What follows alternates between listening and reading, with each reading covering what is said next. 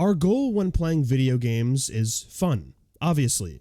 Everyone's version is different, but the end goal is the same.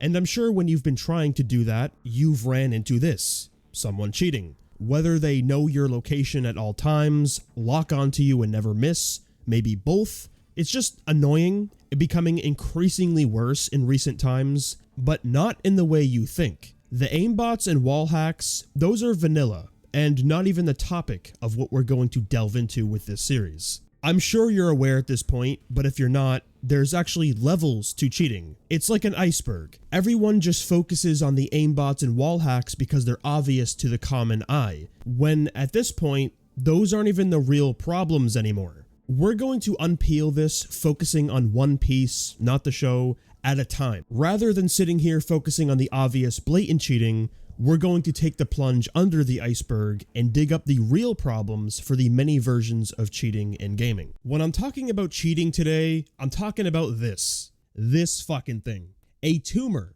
implemented into gaming around the mid-2010s under the name Cronus Max, coming into prevalence after their new product, Cronus Zen, was released.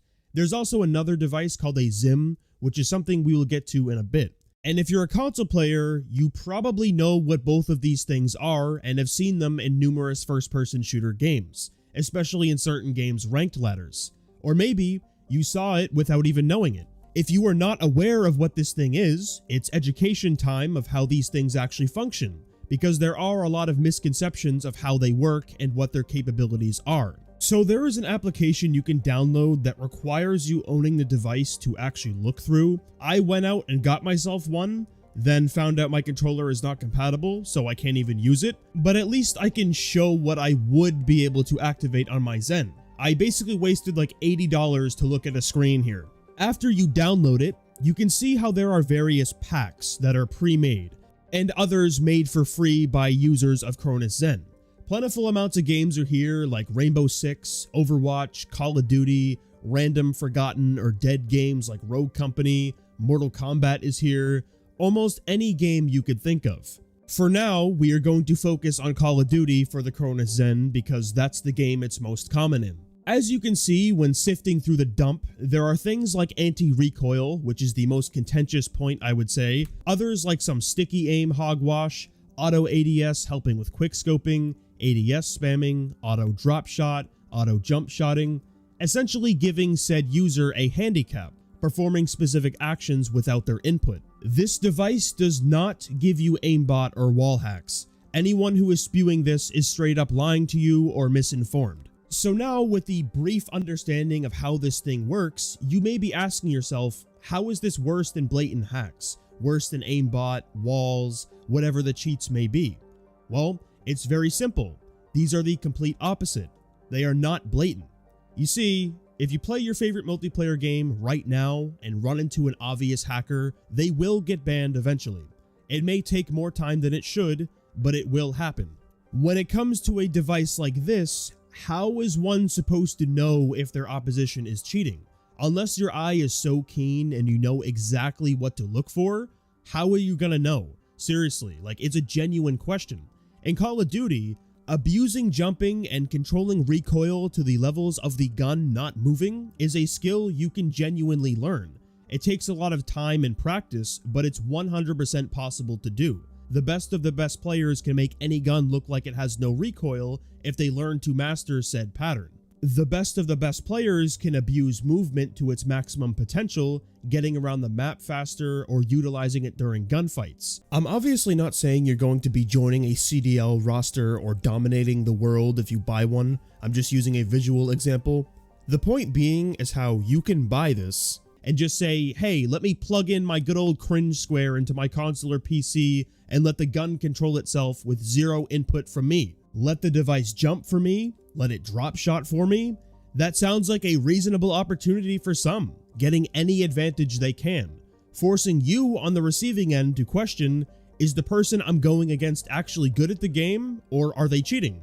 Because how are you gonna tell if they are or not? Making this a reasonable question to ask. With a not so steep asking price and a very easy setup, anyone could utilize this device and appear way better than they actually are, creating so much confusion.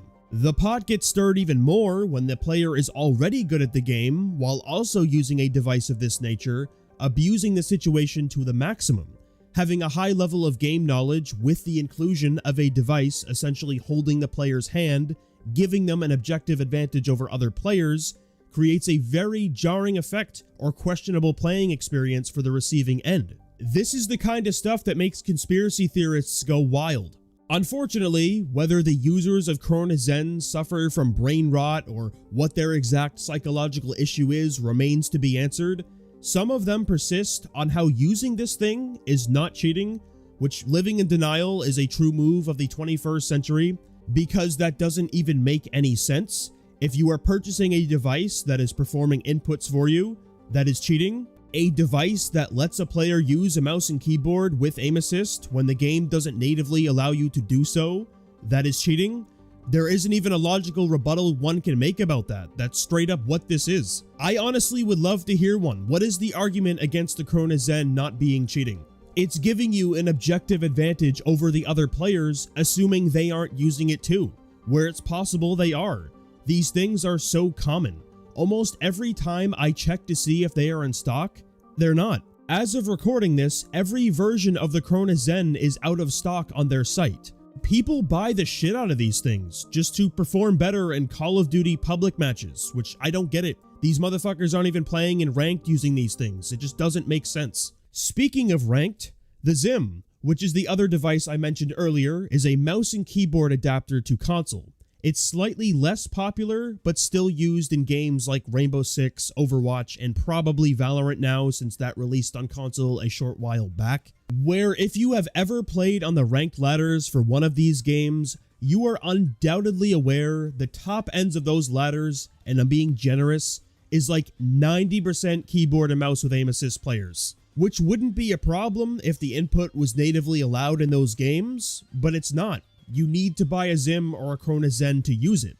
Obviously, a mixture of a keyboard and mouse and aim assist is a concoction of an undiscovered STD from the Amazon rainforest, tainting those games' ranked modes beyond all comprehension. It has been a problem for so many years. I think it might actually be the worst in Siege because even on console, that game does not have aim assist. And yeah, it must be said, the adaptation with these devices is not a perfect one-to-one native to mouse and keyboard play. It's slightly jankier, and some also mention how the frame rate hinders the effectiveness of the mouse and keyboard overall. Even still, when people say this, it gives me that ugly-ass Mike Wazowski swap face. 120 FPS is enough to make the difference, and the effectiveness of a mouse shines through over a controller for more than apparent reasons. If the mouse didn't have aim assist, this honestly wouldn't be an issue outside of Siege because that game doesn't have any aim assist. This makes playing ranked in these games quite discouraging for a lot of people, undoubtedly. Only in recent times, these games have actually given an option to report people for using a Zim on console, and taken steps in the right direction attempting to stop players from using these things, which is always good, but unfortunately, you cannot fully stop it. There are ways to avoid getting boned while using one of these things, and again, receiving players who aren't aware of these devices won't know you're using a Zim or Cronus Zen anyways, which is the largest frustration they cause. Only ones who are fully in tune with the streets will understand when their opposition is using a mouse and keyboard with aim assist, for example. Your average gamer, Blind Ferret 28, won't know what's happening. Anytime you have a session in a multiplayer game, regardless of what it is, you probably ran into multiple people using one of these things without even knowing it. So with all of this out of the way and everything we talked about, there will still be divisiveness since the people who use these things are very, very defensive.